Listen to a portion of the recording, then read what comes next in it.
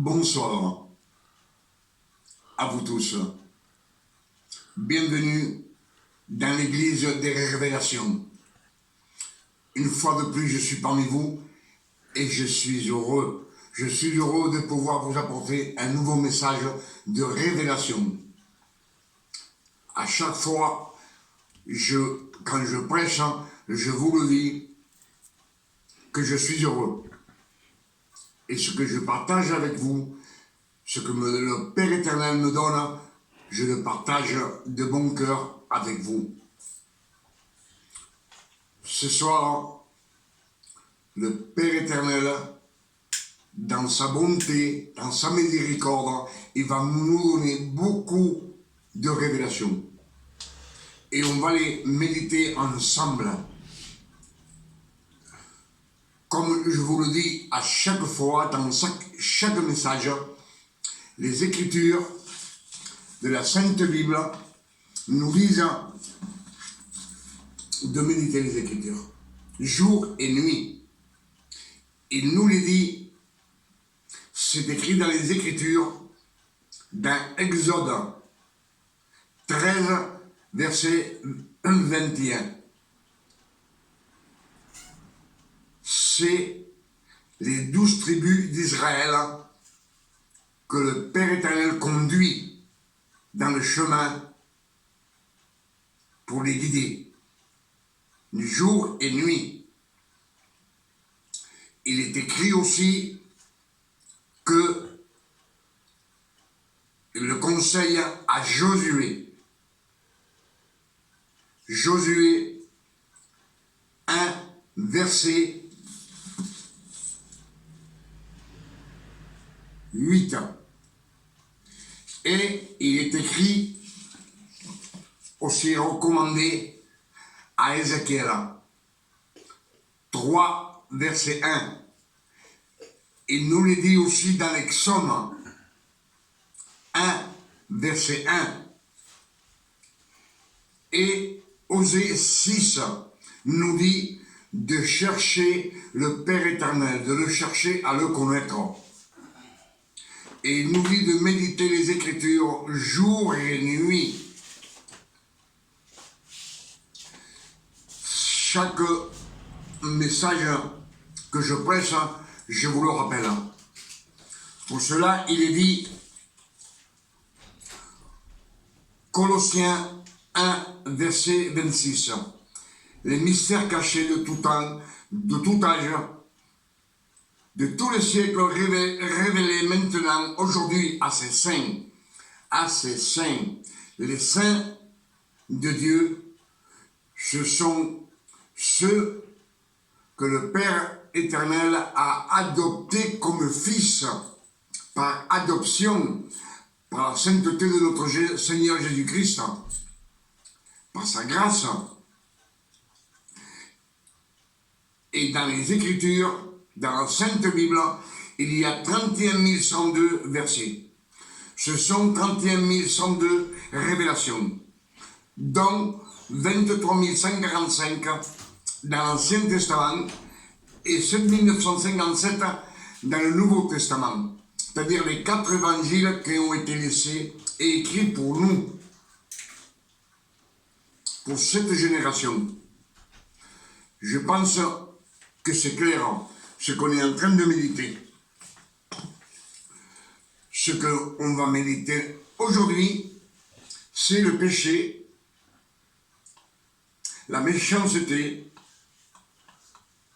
des transgressions, le mauvais comportement.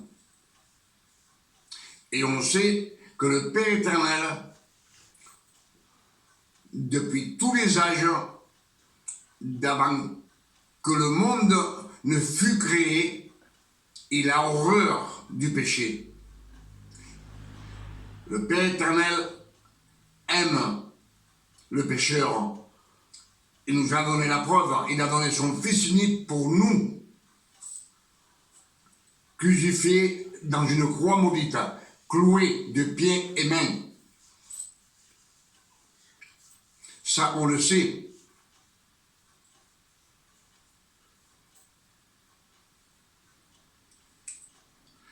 Mais il a horreur du péché, parce que le péché mène à la mort éternelle, avec Satan, le malin.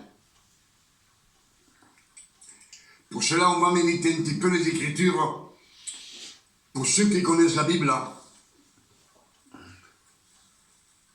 pour les chrétiens, pour les prédicateurs, pour les pasteurs, pour les serviteurs, pour tout ce monde. On va commencer par la jeunesse. On dit, la jeunesse est écrite, Dieu créa les cieux et la terre. La terre était une forme vide. L'esprit se mouvait au-dessus des eaux. Il y avait les abîmes. Il y avait les ténèbres au-dessus des abîmes. Les abîmes, les ténèbres, on sait que c'est pour ceux qui ne voient pas la gloire de Dieu. Et là, le Père éternel dit que la lumière sera. Et la lumière fut, par sa parole. Il n'y avait pas de soleil, hein, il n'y avait pas d'étoiles, ni de lune. Le Saint-Esprit, le Verbe dit par la parole que la lumière sera. Et la lumière fut.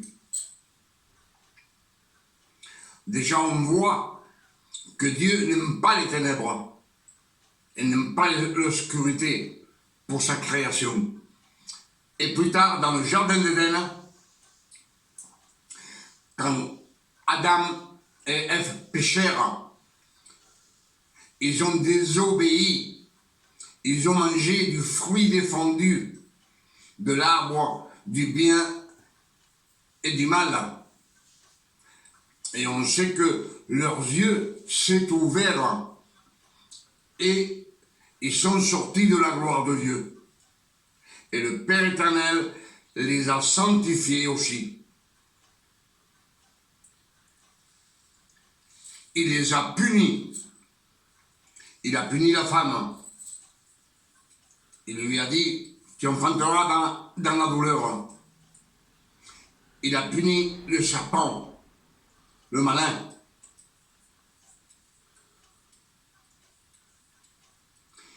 Il a puni l'homme. Il lui a dit, puisque tu as péché, tu as été formé de la poussière et tu retourneras à la poussière.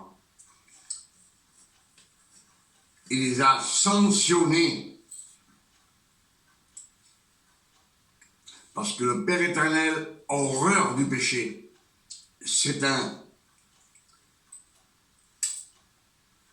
Il est juste.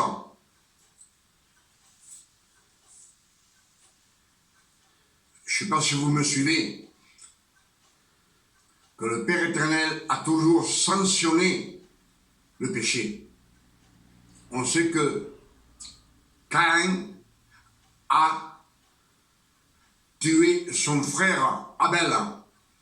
Et le Père éternel le sanctionne aussi. Il lui met un signe sur le front. Et il l'éloigne de sa face. Il le renvoie. Il est sanctionné. Au temps de Noé, le monde est corrompu. Il marche dans la méchanceté, dans l'adultère, dans la transgression. Et le Père éternel sanctionne tout ce monde. Il le punit. On le sait, par les Écritures, c'est écrit.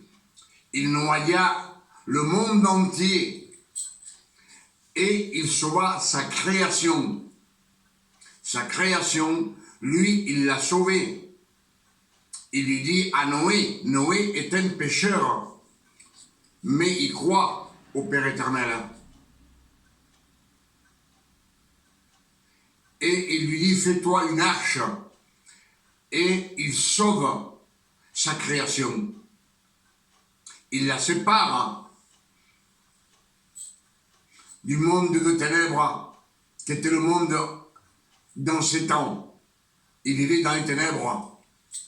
loin de la face de Dieu. Le monde est sanctionné à la mort. Et il sauve Noé, sa femme, ses 3 fils et ses 3 belles-filles. Ça, on le sait. Et il choisit Sem pour sa descendance. Vous savez, dans l'arche, il y a tous les animaux qui sont montés, tous les oiseaux du ciel, même les serpents, ils sont montés. La porte était grande ouverte dans l'arche de Noé, qui représentait déjà Jésus, notre Seigneur Jésus-Christ. Et plus tard, on sait qu'il a choisi Abraham. Abraham, le Père éternel l'a choisi. Pourtant, il vivait dans l'idolâtrie. C'était des idolâtres.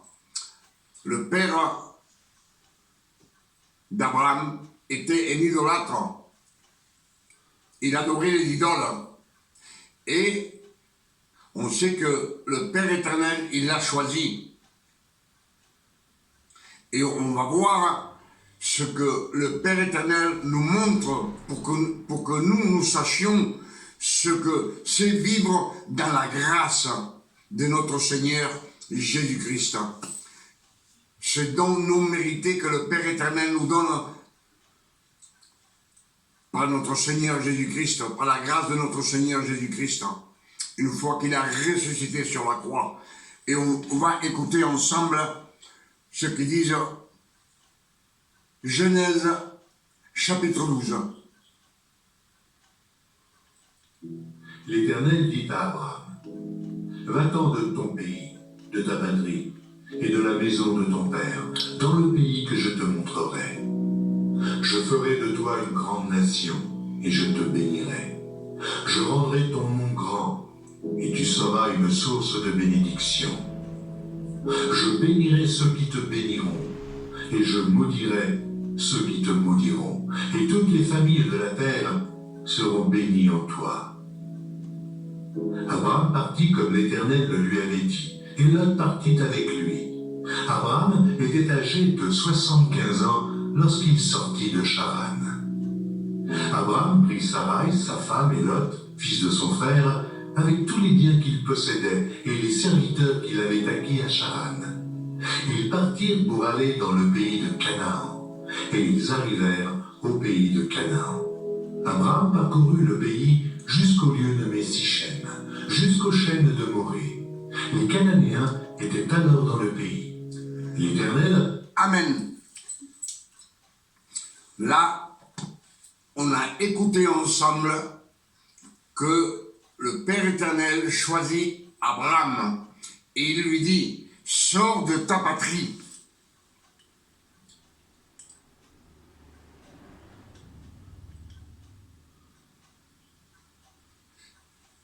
Il lui dit, sors de ta patrie, sors du pays de ton père.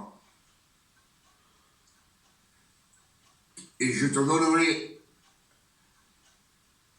L'Éternel dit à Abraham, va-t'en de ton pays, dans ta brasserie, de ta maison, de ton père, dans le pays que je te montrerai. Je ferai de toi une grande nation et je te bénirai. Je prendrai ton nom grand. Je rendrai ton nom grand. Je bénirai ceux qui te bénissent. Je maudirai ceux qui te maudiront. Et toutes les familles de la terre seront bénies avec toi.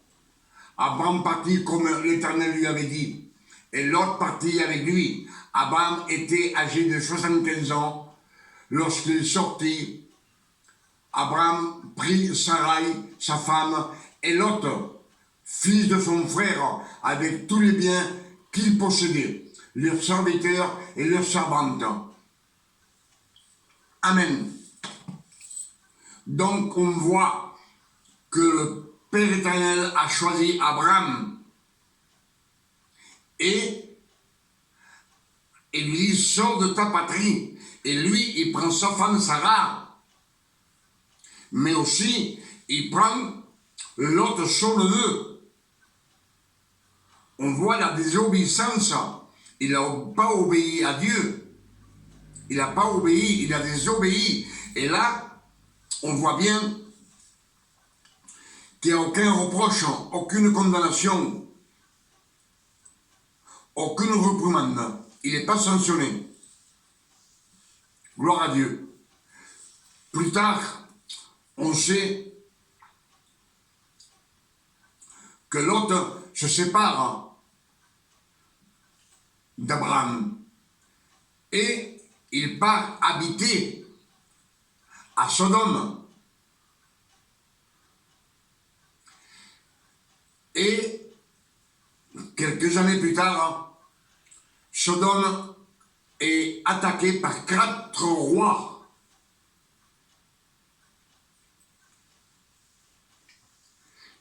Et ils prennent tout ce qu'il y a, tous les habitants de Sodome et de Gomorrhe, prisonniers avec tous leurs biens.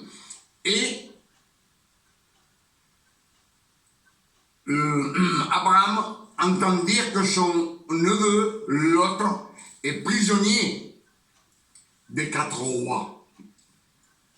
Là, il choisit 318 de ses serviteurs et part en guerre contre les 4 rois. Et il est vainqueur. Les 4 rois, eux, ils attaquent Sodome et Gomorrhe pour leur intérêt, pour leur richesse. Et Abraham, lui, il attaque ces 4 rois pour récupérer sa famille. Et quand il revient, fatigué, les Écritures nous disent que Melchisédek, roi de Salem, sacrificateur du Très-Haut, du Père éternel, lui donna du vin et du pain, qui représentent le corps et le sang du Christ. Et après, il le bénit. Et il lui dit, béni soit le Seigneur qui t'a aidé à vaincre. Donc le Père éternel a aidé Abraham à vaincre ceux qui sont dans le péché, les 4 rois qui représentent peut-être des milliers et des milliers de personnes. Le Père éternel les a aidés. Le Père éternel a horreur du péché. Plus tard, on sait que Abraham descend en Égypte vers le Pharaon. Et avant d'arriver en Égypte, il lui dit à sa femme, à Sarah, il lui dit, dis que tu es ma femme.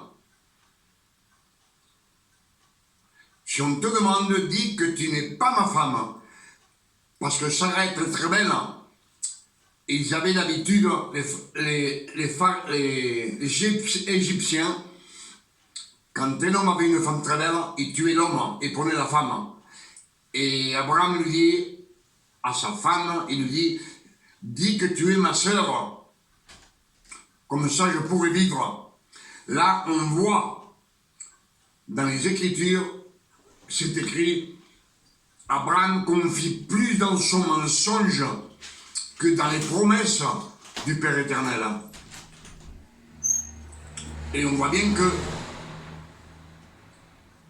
le Pharaon se rend compte que Sarah est la femme d'Abraham. Et le Pharaon lui dit, pourquoi tu m'as fait ça? Et il lui rend sa femme, et en plus il lui donne beaucoup d'argent, beaucoup d'or, beaucoup de bétail, des servantes, des serviteurs. Et les servantes, il y a parmi elles Agar, l'esclave.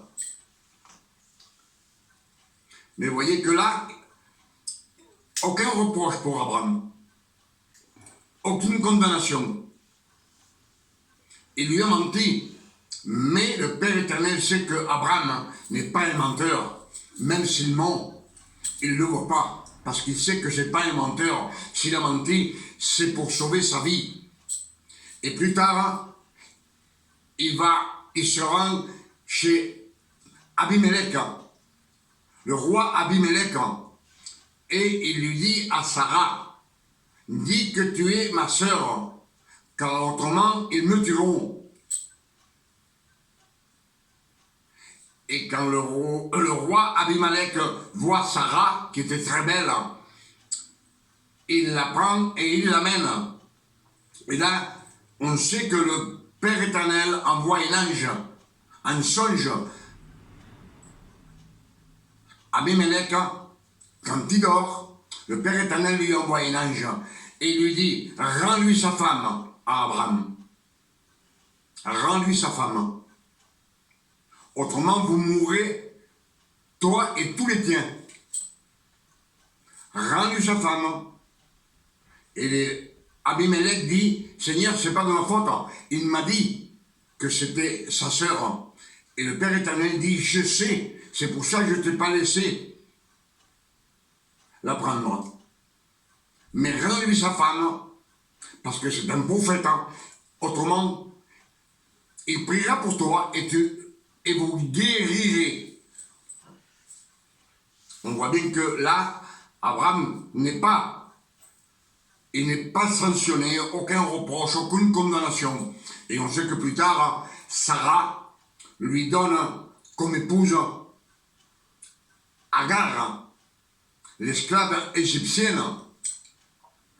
Et de cette union d'Abraham et Agar naquit Ismaël, l'enfant du péché.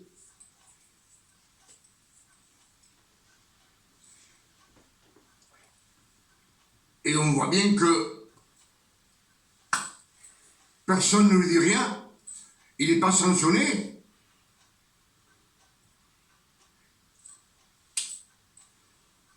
Aucun reproche. Dieu le garde dans ses bras. Par amour, c'est le don non mérité. Et quand Sarah a 90 ans, Abraham a 100 ans, un fils leur est né, Isaac, par la promesse du Père éternel. C'est un don non mérité. On voit bien.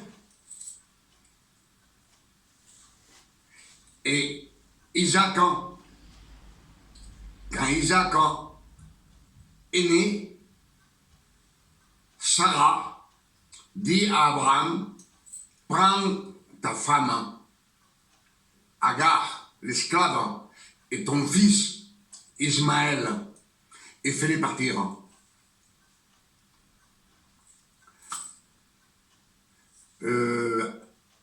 Ismaël a déjà 14 ans. Je pense que, et j'en suis sûr, que Abraham avait le cœur lourd et il prie au Père éternel pour sa femme Agar et pour son fils. Et le Père éternel lui dit, ne t'en fais pas, j'ai entendu ta prière, ton fils aura, de ton fils sortiront 12 princes, des nations innumérables, tous contre lui et lui contre tous. Et après la mort de Sarah, Abraham se marie avec Ketura et il a des fils et des filles au nombre de 6. Vous voyez les bénédictions malgré qu'il a menti, mais le Père éternel sait que Abraham n'est pas un menteur. Le Père éternel a aidé Abraham à tuer tous ces rois qui marchaient dans la transgression, dans l'adultère, dans le péché. Il lui a aidé, il a toujours eu horreur du péché. Mais Abraham, vous voyez qu'il n'a jamais eu de transgression. Excusez-moi, il n'a pas eu de reproche, aucune condamnation, il n'a pas été reprimandé.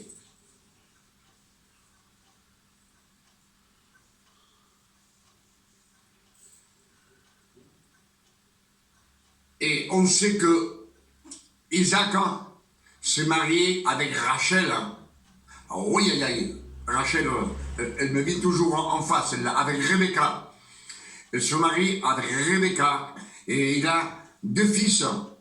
Il a Ésaü et Jacob.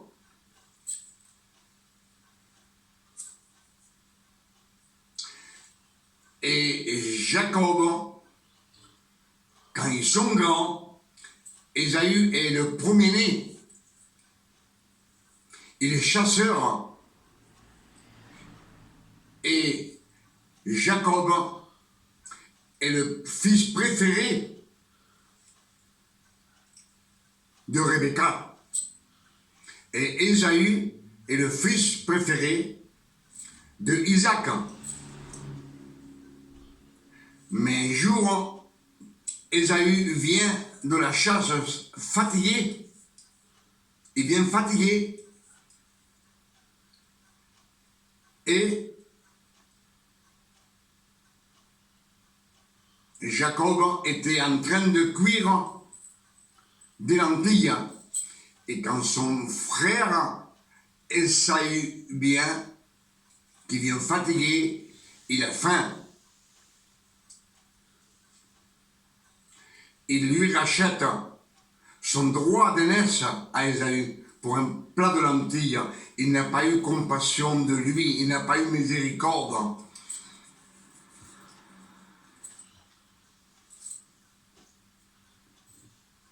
Ensuite, on sait que Jacob s'est déguisé. Il prend une bête, il met des peaux sur ses bras pour ressembler à Ésaü, parce qu'Ésaü est très poilu. Et il va vers son père, vers Isaac, et il s'approche de lui. Isaac est très très vieux, sur le point de mourir, aveugle, et il en profite, il lui ment à son père, il se fait passer pour Ésaü, pour lui voler toutes les bénédictions d'Ésaü. Les bénédictions ont toujours été pour le premier-né.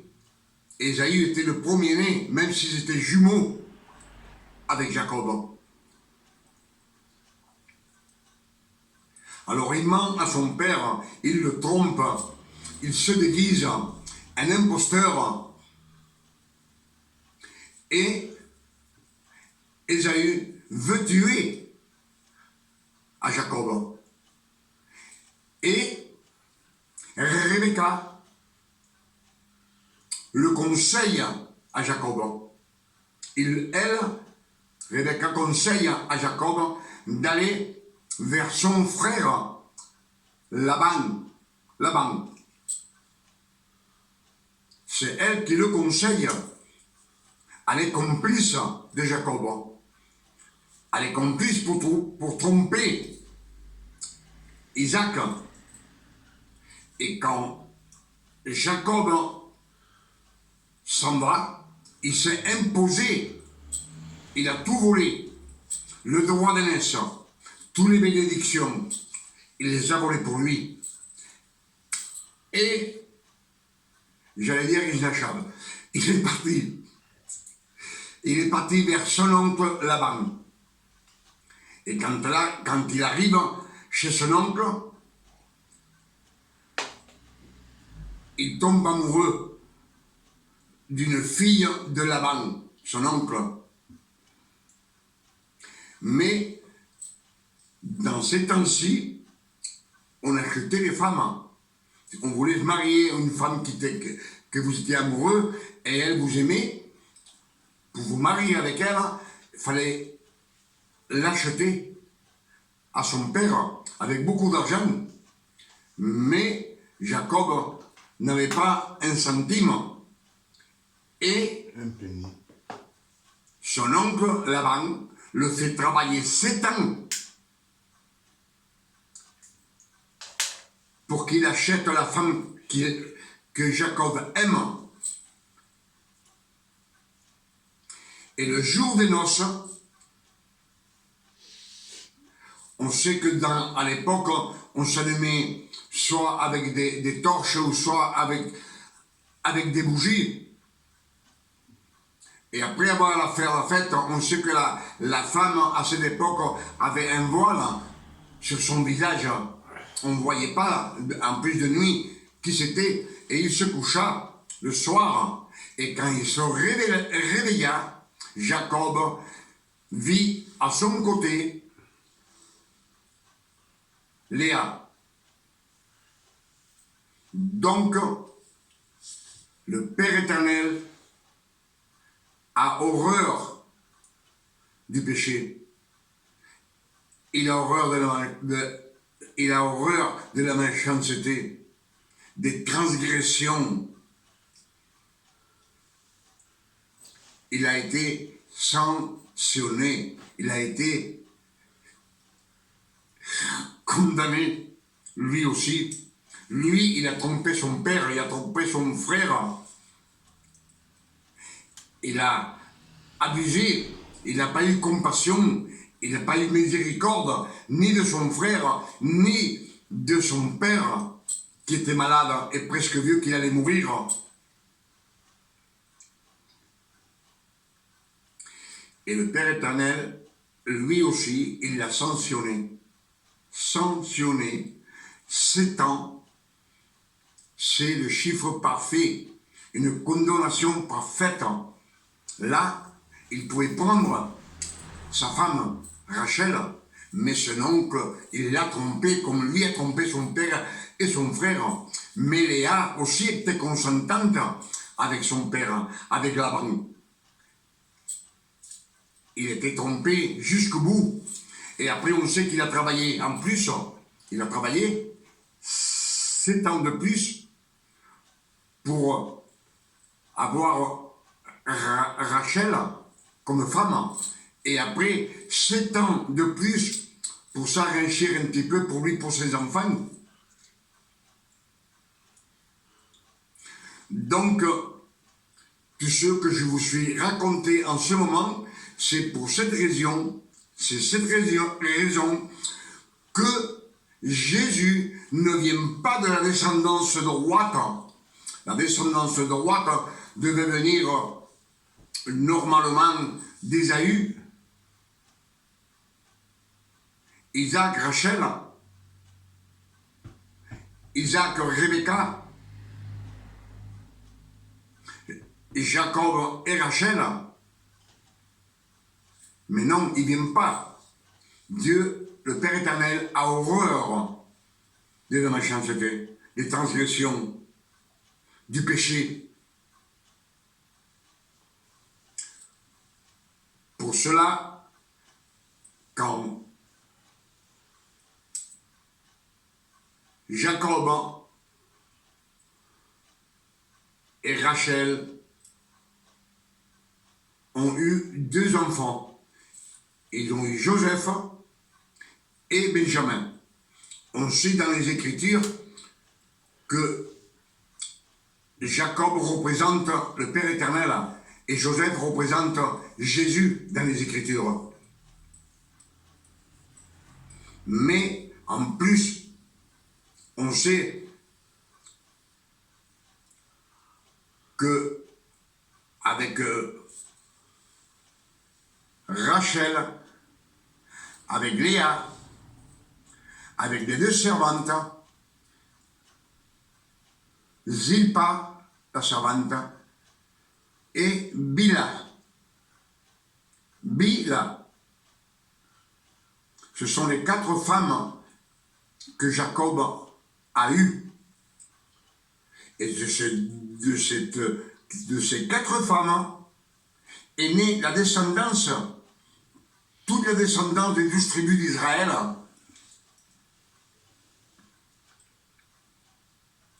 Mais on sait que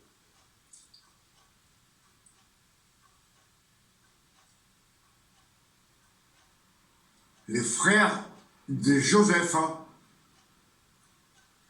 voulurent tuer à Joseph.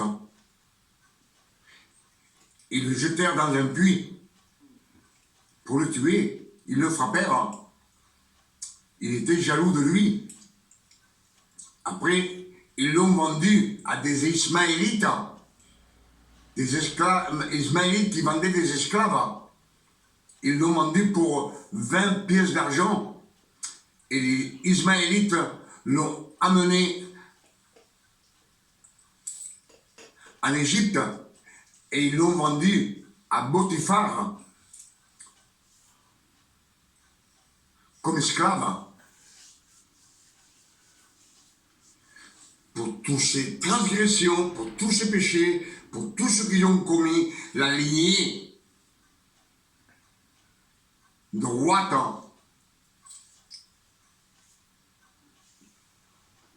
de Rebecca, Isaac,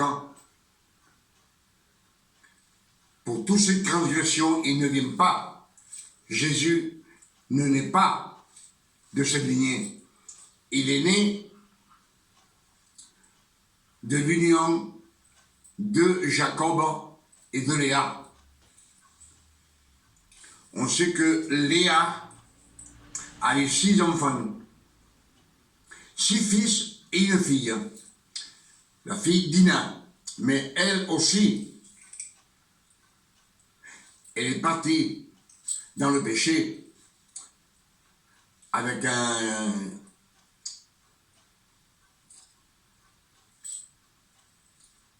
Égyptien. Tout ça, ça a été dans le péché. Mais les 6 fils que Jacob a eu avec Léa, le 3e fils s'appelle Lévi. C'est de là que descend toute la descendance des Lévites. Et le 4e fils, c'est Judas. Et Jésus vient de cette descendance, de la descendance de Judas. Pour cela, Jésus est juif. Et ce que je voulais méditer avec vous, que le Père éternel a toujours eu horreur du péché. Il a aimé le pécheur depuis avant que le monde soit monde. On sait que déjà Lucifer a été condamné parce qu'il avait péché. Déjà à la création.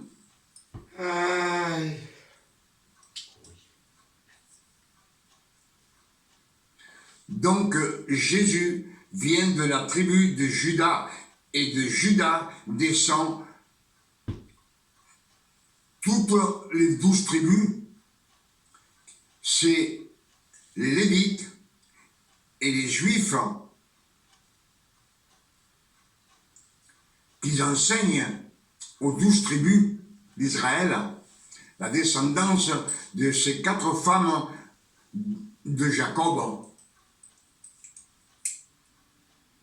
De cette descendance, on sait bien que Moïse est né, et Aaron, et ensuite le roi David, et après le roi Salomon. De cette descendance, et de cette descendance est né aussi Joseph, l'époux de la Vierge Marie,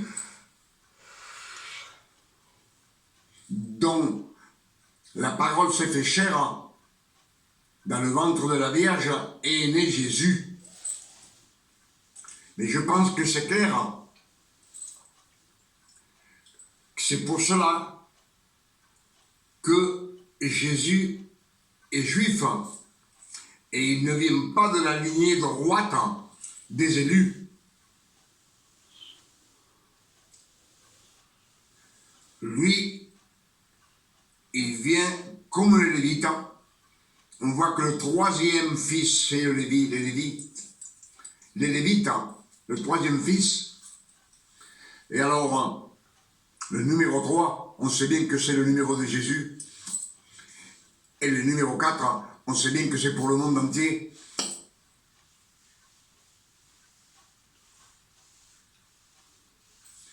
Et chaque fois que les tribus font la guerre, qu'ils veulent conquérir des pays, Dieu le Père éternel les aide à vaincre ces pays transgresseurs, ces nations qui marchent dans le péché, dans la transgression, dans la méchanceté, qui brûlent des jeunes filles vierges au dieu Baal. Je pense que ce que je vous ai dit ce soir, c'est tout écrit dans la Sainte Bible. Ce sont les Saintes Écritures inspirées par l'Esprit Saint, le Père éternel lui-même.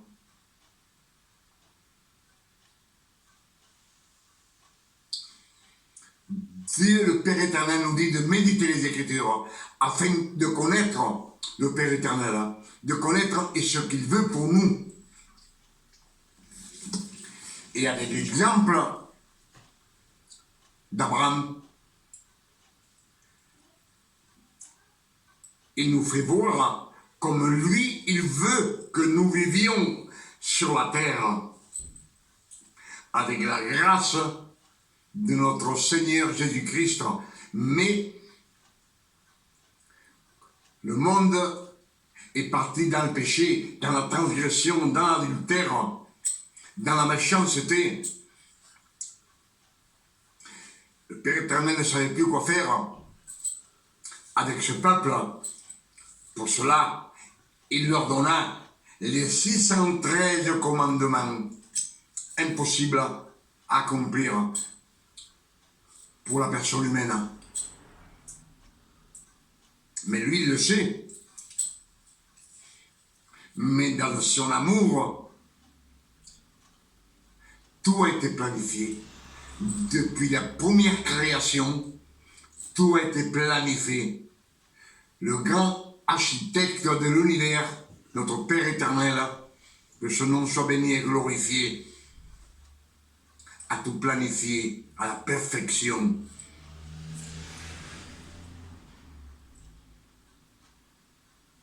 Et pour cela,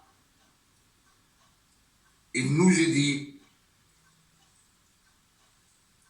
qu'il a envoyé son fils, né d'une femme, né sous la loi, afin qu'il racheta tous ceux, lui qui est sous la loi. Donc, de nos jours, nous n'appartenons plus à la loi. Nous appartenons à celui qui a ressuscité de la mort, c'est-à-dire Jésus-Christ. Et dans les Écritures, il est dit que Jésus nous a baptisés dans sa mort. Et le Père éternel, par la grâce de notre Seigneur Jésus-Christ, nous a ressuscités ensemble. Et ensemble avec Jésus, il nous a assis ensemble dans les cieux célestes. C'est clair. Dans d'autres versets, ils nous disent que tel il est auprès de Père, tel nous sommes ici dans ce monde.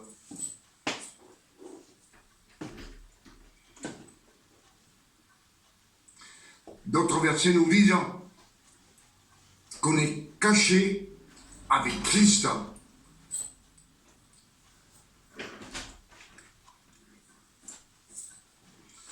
Les Écritures, pour moi, quand on les lit, le Père éternel, dans son amour, il nous donne beaucoup de révélations. On n'appartient plus à la loi, on appartient à Christ. Il nous a rachetés. Dans son amour, le Père éternel, lui, il savait que personne ne pouvait accomplir cette loi, et tout celui qui meurt sous la loi, sur cette terre, appartient à Satan. Ça, je vous l'ai dit plusieurs fois, parce que c'est écrit dans les Écritures.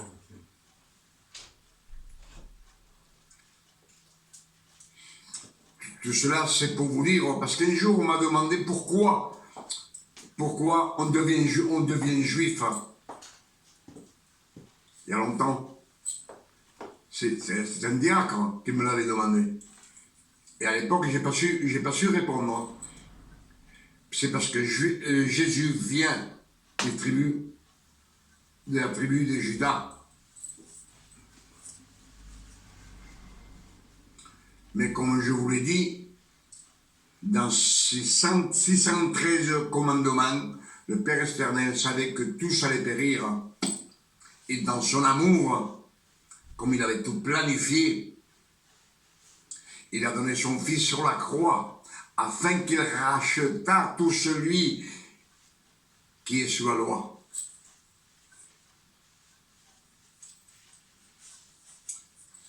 Je pense que c'est clair ce qu'on a médité ensemble ce soir, que si Jésus ne vient pas de la lignée droite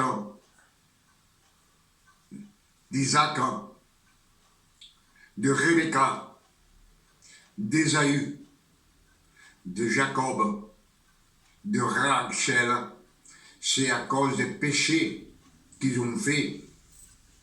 Et même Rachel, avant de partir avec Jacob, il a volé.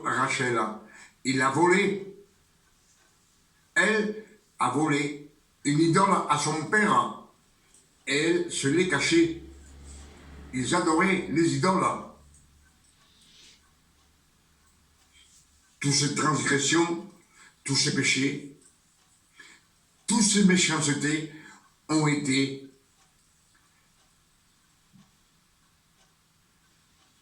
sanctionnées avec condamnation. Pour cela, Jacob est resté 7 ans et 7 ans pour s'enrichir. Et même quand il est parti au bout de 7 ans, sa femme, Rachel, a encore péché. Il a volé à son père une idole et il l'a cachée, Rachel. Pour cela, Jésus ne vient pas de cette lignée. Elle vient de la lignée de Jacob et de Léa. Et n'oubliez pas que après toutes ces transgressions, toutes ces méchancetés que les frères de Joseph ont fait, ils sont rentrés en Égypte. 70 personnes, c'est écrit. Et le Père éternel, il a éloigné sa face de cette génération. Il les a laissés 430 ans en esclavage. Et 430 ans après, 430 ans, il a entendu les gémissements de son peuple. Et comme il avait fait une alliance avec Abraham, il a choisi Moïse pour libérer le peuple.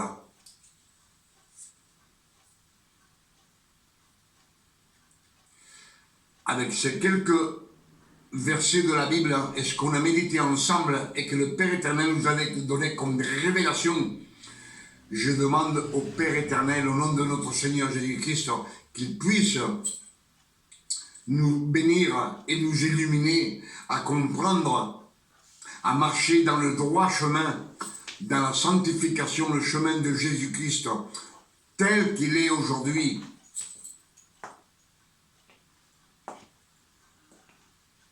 Le message que j'ai fait hier, il nous dit, tout celui qui croit en moi fera les choses que moi j'ai faites. Il les fera, toutes les choses que lui a fait sur la terre. Et il en fera des plus grandes, encore des plus grandes. Que son nom soit béni et glorifié.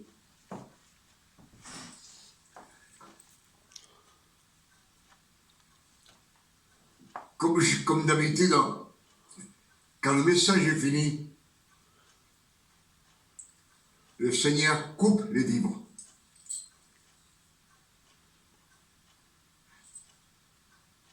Et je demande au Père éternel, pour vous et pour moi, pour mes enfants, pour vos enfants, pour nos familles, que le Père éternel nous donne une nuit de repos, de tranquillité, de paix, de santé, comme il s'est donné à ses enfants, à ses fils.